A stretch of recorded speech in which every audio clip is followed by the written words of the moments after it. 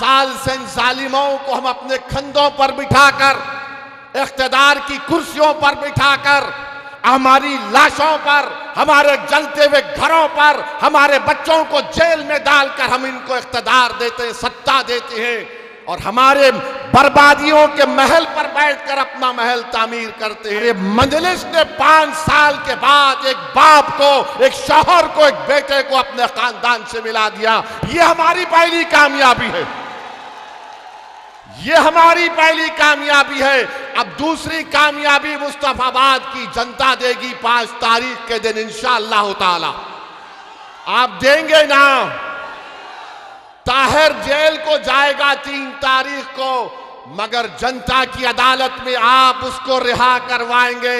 यहां का नया विधानसभा का आप विधायक बनाएंगे ताकि दिल्ली की विधानसभा में ताहिर हुसैन जाकर आपके जज्बात की तर्जुमानी कर सके, आपकी एक आजाद सियासी आवाज बन सके, मुस्तफाबाद के तरक्की के कामों को करवा सके। यहां पर मैं 1 घंटा, सवा घंटा फिरा हूं। ये जो आम आदमी की पार्टी है, चुल्लू भर पानी में डूब मरना चाहिए तुमको, कि तुम रास्ते में हर जगह पर कचरे के अंबार, गंदगी, हमारी सिक्योरिटी टीम के लोग, मेरे पार्टी के लोग बोले सर जरा देख के चलिए, खड्डा है इतना बड़ा। मुझे यकीन है कि 5 तारीख के दिन झाड़ू गिरेगी उसमें इंशाअल्लाह ताला, और ये बोलना शुरू कर देंगे अब कल से। हमारे भाषण के बाद हजरत इबलीस के एजेंट भी बहुत है। हजरत इबलीस इनके अब्बा भी हैं, नाना भी हैं, दादा भी हैं, 2 तरफ से इनका रिश्ता है। ये कल से शुरू कर देंगे, बीजेपी आ जाएगी, ताहिर हुसैन को वोट देंगे तो बीजेपी आ जाएगी। प्यारे, मैं नहीं लड़ा, ना ताहिर लड़े, तो लोकसभा में बीजेपी कैसे जीत गई? किसने जिताया बीजेपी को? आपने वोट दिया था लोकसभा के इलेक्शन में बीजेपी को? हाथ उठाकर बताओ किसने वोट नहीं दिया था लोकसभा में भाजपा को? यहां का एमपी कौन है? यहां का एमपी बीजेपी का है या मजलिस का है? फिर कैसे जीत गया? तो मालूम हुआ कि तुम्हारे वोट से बीजेपी नहीं जीत रही है, केजरीवाल, सिसोदिया और जैन के वोट से बीजेपी जीत रही है। यह फर्क आपको महसूस करना है। पूरे देश में यही हाल है, मगर लाके खड़ा कर देते मुसलमान को। अरे देखो भैया, मेरे भाई, हम कोई सेकुलरिज्म के कूली नहीं है। 50 साल से इन जालिमों को हम अपने कंधों पर बिठाकर, इख्तिदार की कुर्सियों पर बिठाकर, हमारी लाशों पर, हमारे जलते हुए घरों पर, हमारे बच्चों को जेल में डालकर हम इनको इख्तिदार देते हैं, सत्ता देते हैं, और हमारे बर्बादियों के महल पर बैठकर अपना महल तामीर करते हैं, और उसके बाद बोलते हैं कि ताहिर हुसैन ये है, खुला है। कब तक आप इन बातों का शिकार होंगे? मैं मुस्तफाबाद की जनता से अपील करने आया हूं कि अब की बार आप मुत्तहदा तौर पर अपना एक और ताहिर हुसैन के हक में पतंग के निशान पर बटन दबाकर इन तमाम चीजों को आप एक मर्तबा खत्म करिए। ये एक झूठा प्रोपेगेंडा है कि हमारी वजह से बीजेपी जीतती है। नहीं जीतती हमारी वजह से बीजेपी। बीजेपी जीतती है तो केजरीवाल की वजह से जीतती है।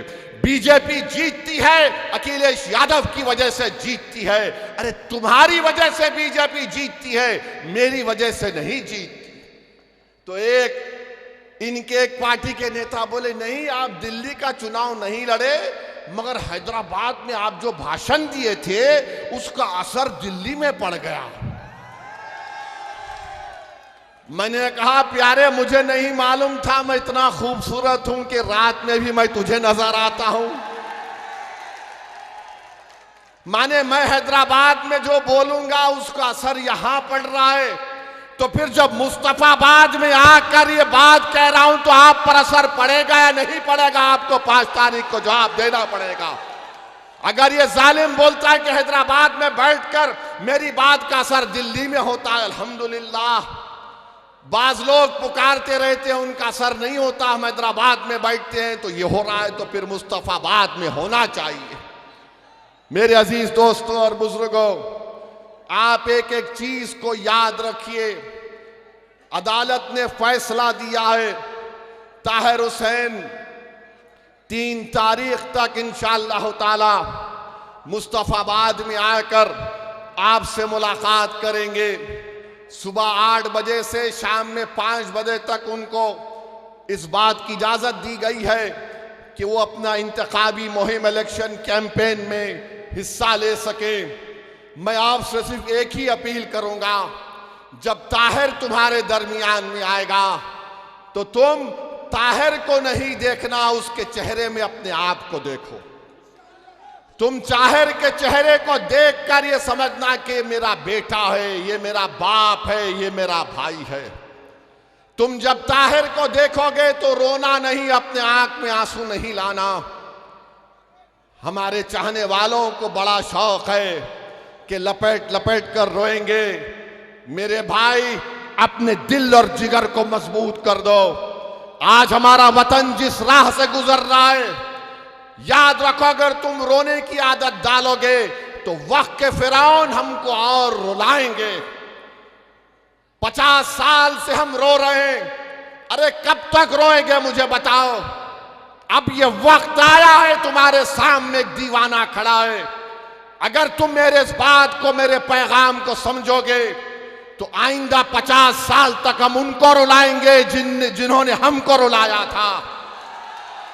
हम 50 साल तक उनके आंख में आंसू आएंगे जिन्होंने हमारे फसादात करवा कर हमारे बच्चों को जेल में डालकर उनकी जवानियों को बर्बाद कर दिया। अगर तुम मुत्तहिद होकर ताहिर को कामयाब करोगे तो तुम देखना, जब नतीजा आएगा तो 2 लोग बैठकर अपनी आंख में आंसू लाकर बोलेंगे, जरा हैंकरचीफ लाओ, आंख में आंसू आ गए। वो 2 लोग कौन होंगे? 2 लोग कौन होंगे जब नतीजा आएगा? एक, दूसरा, अब हमको अपने आंख से आंसू नहीं बहाना है। अपने हौसलों को बुलंद रखो, अपने हौसलों को बुलंद रखो, अपने परवरदिगार से अपने रिश्ते को मजबूत रखो, तवक्कल पैदा करो। अरे मेरे भाई, क्या तुम नहीं देखते गाजा में क्या कुछ हो रहा है?